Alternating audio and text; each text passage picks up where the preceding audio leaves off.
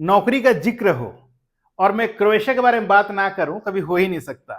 दोस्तों आज हम बात कर रहे हैं जॉब्स इन क्रोएशिया।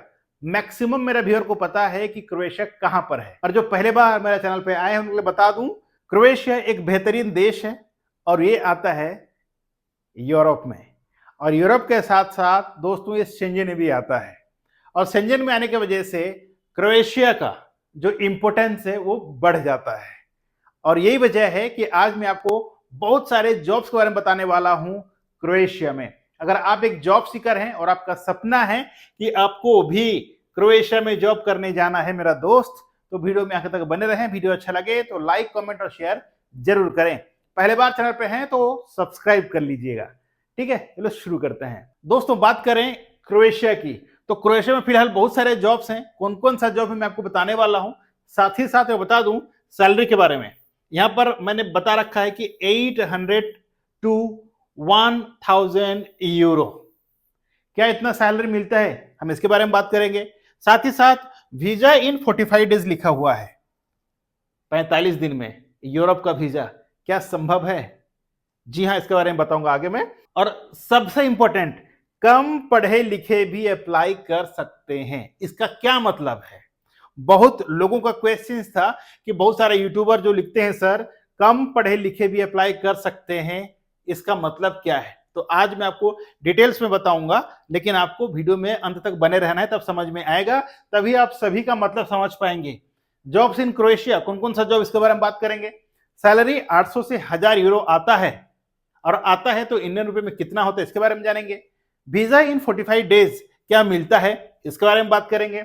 फिर हम बात करेंगे कम पढ़े लिखे अप्लाई कर सकते हैं क्या, इसके बारे में भी बात करेंगे। तो दोस्तों सबसे पहले जानते हैं जॉब्स इन क्रोएशिया। अगर आप भी एक जॉब सीकर हैं तो आपको ये पूरा वीडियो देखना चाहिए ताकि आपको समझ में आए। जॉब्स इन क्रोएशिया, मैंने आपको पहले समझा दिया क्रोएशिया कहां पर है। ये एक शेंजन जोन है दोस्तों, और शेंजन जोन होने की वजह से आपको यहाँ का अगर वीजा मिल जाता है तो आप तकदीर वाले हैं, ये माना जाता है। ठीक है, तो बात करते हैं क्रोएशिया में क्या क्या जॉब है। सबसे पहले है दोस्तों ट्रक ड्राइवर। ठीक है, इसमें बहुत सारे ड्राइवर आते हैं।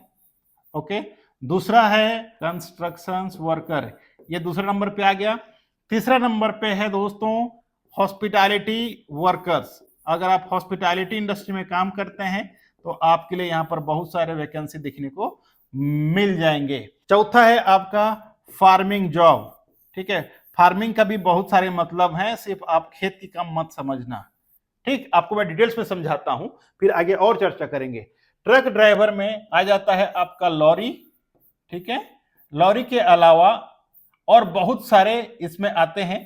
ठीक है, जैसे कि अगर आप जाते हैं फोक लिफ्ट में जाते हैं, उसके बाद ट्रेलर में जाते हैं, ट्रेलर। ठीक है, तो इस तरह का तमाम डिफरेंट जॉब आपको देखने को मिल जाएगा। कंस्ट्रक्शन की बात करें तो इसमें बहुत सारे जॉब आते हैं दोस्तों कंस्ट्रक्शन में, जैसे कि प्लम्बर। ठीक है, प्लम्बर में आएगा, इसमें इलेक्ट्रीशियन आएगा, प्लम्बर हो गया, इलेक्ट्रीशियन, मेसन, कारपेंटर। इसके अलावा भी और बहुत सारे जॉब्स हैं। मैं आपको इनिशियल स्टेज के बारे में बात कर रहा हूं। बात करें हॉस्पिटैलिटी का, कि हॉस्पिटैलिटी में क्या क्या जॉब आता है, तो इसमें आ गया आपका वेटर, बारटेंडर। पहले बात करते हैं वेटर का, फिर बात करते हैं बारटेंडर का। ठीक है, फिर हम बात करेंगे इसमें सुपरवाइजर का, एफएनबी सुपरवाइजर का। इसके अलावा आपको आ गया हाउसकीपिंग अटेंडेंट। ठीक है, तो इस तरह का दोस्तों तमाम जॉब आपको यहां पर देखने को मिल जाएगा, और फिलहाल वैकेंसी भी है। बात करते हैं फार्मिंग में, तो देखिए यहां पर मैं बता दूं आपको डेयरी फार्म। ठीक है, डेयरी फार्म का जॉब आ जाएगा। ठीक, तो इन तमाम जॉब में आप अप्लाई कर सकते हैं। अब बात करते हैं सैलरी, इसमें सैलरी कितना मिलेगा। ठीक है, मैंने बताया था थंबनेल में कि भाई आपको सैलरी 800 से लेकर के 1000 यूरो तक का सैलरी हो सकता है। अगर हम इसे इंडियन रुपए में कन्वर्ट करें तो ये हो गया आपका 80,000 रुपया से लेकर के INR, इंडियन रुपी। ठीक है, इसका मतलब यूरो, और आज का डेट में यूरो का प्राइस है दोस्तों, इंडियन रुपए में कन्वर्ट करते हैं तो लगभग 98 रुपीज। से लेकर के 1 लाख रुपया तक हो सकता है पर मंथ। ठीक है, तो ये आपका बेसिक सैलरी हो गया। इसके अलावा आपको मिलता है ओटी, ओवर टाइम। ठीक है, इसके अलावा मिलता है आपको इंसेंटिव, लेकिन इंसेंटिव सब में नहीं मिलता है। ठीक है, आपको मिल जाएगा इंसेंटिव। इसके अलावा भी मिलेगा आपको फ्री फूड, यानी खाना का कोई खर्चा नहीं है। ठीक है, एकोमोडेशन भी आपको कंपनी देगी। ओके, तो इसका मतलब क्या है, आपके हाथ से ज्यादा कोई खर्चा नहीं है। ठीक है, ट्रांसपोर्टेशन भी कंपनी आपको मुहैया कराएगी। ठीक है, ट्रांसपोर्टेशन। तो आपको तमाम जो सुविधा आपको चाहिए दोस्तों, सारे सुविधा है। ठीक, अभी बता दें, ओटी पर डे कम से कम आप 3 घंटा भी करते हैं, ठीक है, तो सोचिए कितना रुपया कमा सकते हैं। इंसेंटिव मिलता है सिर्फ और सिर्फ एफ&बी सर्विस में, अगर हॉस्पिटैलिटी में काम करते हैं। फ्री फूड आपको सभी डिपार्टमेंट में मिल जाएगा, एकोमोडेशन आपको सभी जगह मिल जाएगा, ट्रांसपोर्टेशन आपको सभी जगह मिल जाएगा। तो ये है बेनिफिट आपका सैलरी और बाकी बेनिफिट्स। इसका और बात करते हैं वीजा इन 45 डेज का मतलब क्या होता है, तो वो भी ध्यान से समझिएगा। आप लोग क्या करते हैं, थंबनेल देख करके सोचते हैं और कमेंट करना चालू कर देते हैं। तो 45 डेज का मतलब समझाता हूं आपको। अगर आपको लिखा जा रहा है कि 45 डेज के अंदर आपको वीजा मिल जाएगा, इसका मतलब ये है कि आपको पहले आएगा, इसमें वो डेट कैलकुलेशन नहीं होता है, पहले आएगा आपको ऑफर लेटर। ठीक है, क्या आएगा, ऑफर लेटर पहले आता है। ठीक है, उसके बाद आएगा आपका वर्क परमिट। ठीक, जब वर्क परमिट आपका आता है उसके बाद आप वीएफएस ग्लोबल में जाके सबमिशंस करते हैं। अब जो 45 डेज कहा जाता है, जिस दिन आप वीएफएस ग्लोबल में सबमिशंस करेंगे दोस्तों, ठीक है, जिस दिन आपने सबमिशन किया, इसके बाद जो डे काउंट होता है वो होता है 45 डेज टू 50 डेज का time. With in this time you will get your visa in hand. और थंबनेल में यही लिखा जाता है कि आप अपना जो वीजा है उसे 45 दिन के अंदर पा सकते हैं। तो आप लोग क्या समझते हैं, ना तो आप इसको काउंट करते हैं ना इसको काउंट करते हैं। ठीक है, और अब सोचते हैं कि क्या 45 दिन पॉसिबल है, तो पॉसिबल है। और वीजा का जो डेट है, जो दिन है, उसको इसी को ही काउंट किया जाता है। इसीलिए हर कोई ये कहता है कि आपका वीजा जो है 45 से 50 दिन में आ जाएगा। लेकिन उससे पहले कितना दिन समय लगेगा कोई नहीं बताता है आपको, क्योंकि ऑफर लेटर तब आएगा जब आपका सिलेक्शन होगा। दोस्तों, मान ले जाए आपने जनवरी में जॉब अप्लाई किया, ठीक है, और आप इसी दिन से चालू कर देते हैं कि भाई मेरा 45 दिन हो गया, मेरा वीजा कब आएगा, तो ऐसे कैलकुलेशन नहीं होता है। आपने अगर जनवरी में अप्लाई किया तो आपका डॉक्यूमेंटेशन करने में, ठीक है, आप जब डॉक्यूमेंटेशन करते हैं उतना में ही कम से कम 15 दिन से लेकर के 30 दिन का समय लगता है। क्यों लगता है, क्योंकि कभी आपका फोटो सही नहीं है, कभी आपका स्कैनिंग सही नहीं है, कभी आपने वो डॉक्यूमेंट जो चाहिए वो दिया नहीं है, कभी आपने कहा कि आज यहाँ पर इंटरनेट नहीं है, कभी कहा कि स्कैनिंग नहीं हुआ है।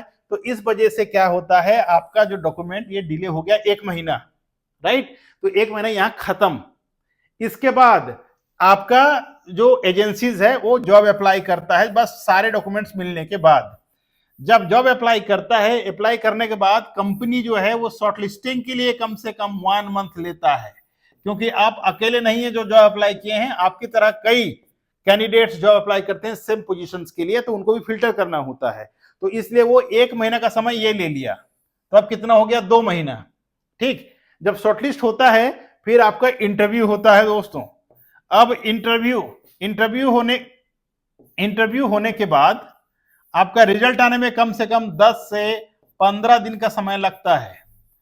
ठीक है, उसके बाद ऑफर लेटर बन के आएगा। तो ऑफर लेटर बनने के लिए और साइन होने के लिए, क्योंकि अकेला कोई ऑफर लेटर नहीं दे सकता है, ऑफर लेटर में भी सबका सिग्नेचर होता है, उसका जो बैकएंड पेपर होता है।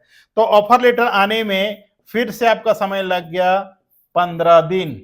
ठीक है, अब कैलकुलेशंस करते रहिए। यहां हो गया 15 से 30 दिन, यहां हो गया 1 महीना, यहां हो गया 10 से 15 दिन, फिर 10 से 15 दिन। तो मेरे भाई 1 महीना ये, 2 महीना ये, और ये हो गया 1 महीना, तो 3 महीना यही खत्म हो गया। हो गया। अब जब आपको ऑफर लेटर आता है, ऑफर लेटर आने के बाद अब क्या होगा, वर्क परमिट के लिए अप्लाई होगा। क्या होगा, वर्क परमिट के लिए अप्लाई होगा दोस्तों। और ये वर्क परमिट आने में लगभग 45 दिन से लेकर के 2 मंथ लग सकता है, मोटा मोटी। ठीक है, तो पहला आपका 3 महीना हो चुका, और ये 2 महीना कितना हो गया, टोटल 5 महीना। ठीक है, अब ये 5 महीना यहां पर खत्म हो गया। अभी आपने VFS ग्लोबल सबमिशन किया, अब इसके अलावा फिर से 45 दिन का समय लगेगा वीजा स्टाम्पिंग होने में। ये 45 दिन और वो 5 महीना कितना हो गया, 7 मंथ कम से कम हो गया मेरा दोस्त। ठीक है, तो ये आपका मिनिमम समय है एक कंट्री का वीजा लेने का यूरोप में, फिलहाल जो सिचुएशन चल रहा है। तो अब समझ में आएगा जो भी डाउट था आपका कि भाई 45 दिन में सही मिलता है क्या, तो लगभग ये 7 महीना लगता है, और ये चीज आपको कोई नहीं बताता है। मैंने आपको क्लियरली बोर्ड में समझा दिया है कि कैसे 7 महीने का समय लगता है, और ये अप्रोक्सीमेट टाइम है दोस्तों। क्या है, अप्रोक्सीमेट टाइम, कोई इसमें एग्जैक्टली नहीं है। हो सकता है कि भाई इससे पहले भी हो सकता है इससे ज्यादा समय भी लग सकता है। मैंने जो 7 महीने का समय बताया ये अप्रोक्सीमेट टाइम है। अब बात करते हैं, मैंने लिखा है कि कम पढ़े लिखे भी इसमें अप्लाई कर सकते हैं। इसका मतलब क्या है, कम पढ़े लिखे का मतलब होता है अगर आपने पढ़ा है 8th पास, आपने ज्यादा नहीं पढ़ा है, आपने सिर्फ 8 पास किया है, क्या अप्लाई कर सकते हैं? बिल्कुल अप्लाई कर सकते हैं। 8th क्लास पास वाले भी अप्लाई कर सकते हैं, बशर्ते आपको इंग्लिश आना चाहिए मेरा दोस्त। ठीक है, अब आप मुझे पूछेंगे कि सर जो 8th क्लास पढ़ा है वो इंग्लिश कैसे बोल पाएगा? बिल्कुल बोल पाएगा। ये अगर आप फ्रेशर हैं तो आप नहीं जा सकते हैं, नॉट एलिजिबल। अगर आपके पास मिनिमम 4 से 5 साल 6 साल का एक्सपीरियंस है और आप 8 क्लास पास किए हैं तो आप जा सकते हैं। और अगर आपने कोई काम में 7-8 साल काम किया है, मतलब आपको बेसिक इंग्लिश आएगा ही आएगा। अगर नहीं आता है तो नहीं जा सकते हैं, इंग्लिश नहीं आता तो नहीं जा सकते हैं, अगर आता है तो आप जा सकते हैं। ठीक है, अब आपका यहां पर पढ़ा लिखा से कोई मतलब नहीं है, आपका मतलब है एक्सपीरियंस से। अगर आपके पास वर्क एक्सपीरियंस है तो आप जा सकते हैं, लेकिन इंग्लिश में बात करने आना चाहिए। क्यों? क्योंकि वो जो कंट्री आप जा रहे हैं, जिस कंट्री में आप जाने का प्लान कर रहे हैं, वहां तो हिंदी चलेगा नहीं, और उनका लोकल लैंग्वेज, जैसे क्रोएशिया जाते हैं, क्रोएशिया में क्रोएशियन लैंग्वेज है, लेकिन जो इंटरनेशनल लैंग्वेज है वो है आपका इंग्लिश। और अगर आपको इंग्लिश में बात करना आता है तो आप एक्सपीरियंस के हिसाब से जा सकते हैं, आपको वीजा मिल सकता है। आशा करता हूं आपका जो डाउट्स था होगा वो मैंने क्लियर कर दिया है। फिर भी अगर आपके मन में कोई प्रकार दुविधा क्वेश्चंस है तो आप हमें कांटेक्ट कर सकते हैं 8121042366 में दोस्तों, और दूसरा नंबर जो है 8121042367। तीसरा नंबर है 9618068017। सो ये तीनों नंबर में आप हमें कांटेक्ट कर सकते हैं अगर आपके मन में कोई डाउट, कोई दुविधा है। Thank you so much for watching.